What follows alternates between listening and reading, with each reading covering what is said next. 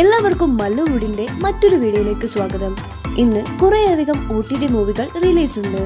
അത് ഏതൊക്കെയാണെന്ന് നമുക്ക് നോക്കാം. Balti, get set baby, Sree Chidambaram Garu എന്നീ സിനിമകളുടെ അപ്ഡേറ്റ് ആണ് ഇന്ന് നമ്മൾ നോക്കാൻ പോകുന്നത്.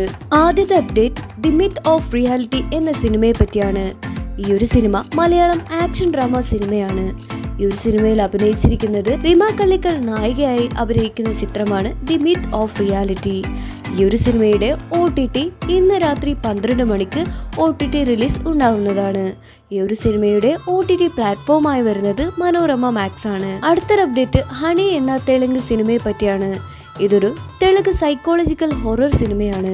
ഗൂഢവിദ്യകളിലേക്ക് ആകർഷിക്കപ്പെടുന്ന ഒരു പ്രശ്നബാധിത കുടുംബത്തെ പറ്റിയാണ് ഈ ഒരു സിനിമ ചിത്രീകരിക്കുന്നത്. ഈ ഒരു സിനിമ ഇന്ന് രാത്രി സൺനെസ്റ്റിൽ 12 മണിക്ക് റിലീസ് ആവുന്നതാണ്.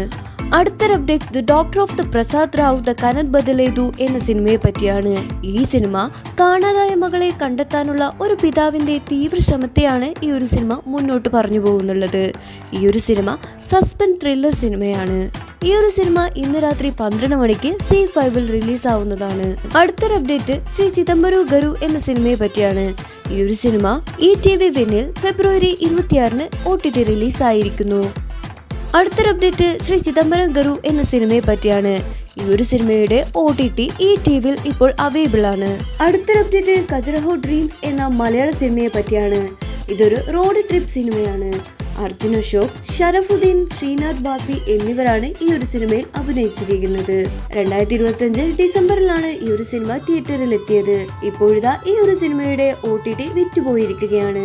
ഈ ഒരു സിനിമയുടെ OTT വാങ്ങിച്ചിരിക്കുന്നത് സൈന പ്ലേ ആണ്. മാർച്ച് ആദ്യവാരം ഈ ഒരു സിനിമയുടെ OTT റിലീസ് ഉണ്ടാവുന്നതാണ്. അടുത്തൊരു അപ്ഡേറ്റ് രാമചന്ദ്ര ബോസ് ആൻഡ് കോ എന്ന സിനിമയെ പറ്റിയാണ്. ഈ ഒരു സിനിമ റിലീസായിട്ട് 3 വർഷം കഴിഞ്ഞു. ഇപ്പോഴാണ് ഈ ഒരു സിനിമയുടെ OTT റിലീസ് ചെയ്യാൻ പോകുന്നത്.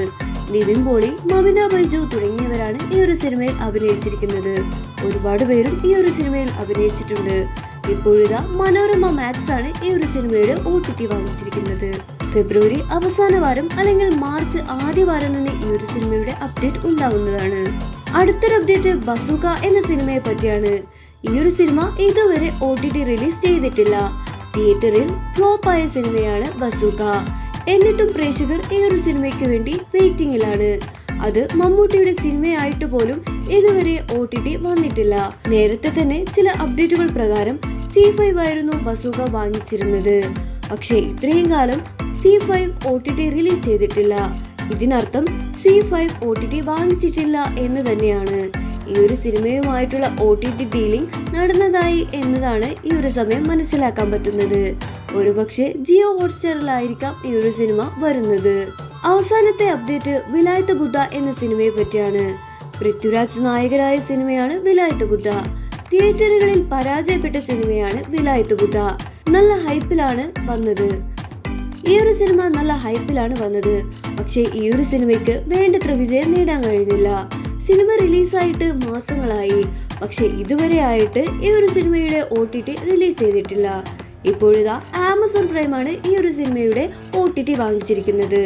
ഈ മാസം അവസാനം അല്ലെങ്കിൽ മാർച്ച് ആദ്യവാരം ഈ ഒരു സിനിമയുടെ OTT റിലീസ് ഉണ്ടാവുന്നതാണ്. അപ്പോൾ നിങ്ങൾ കാത്തിരിക്കുന്ന OTT മൂവി ഏതാണ്?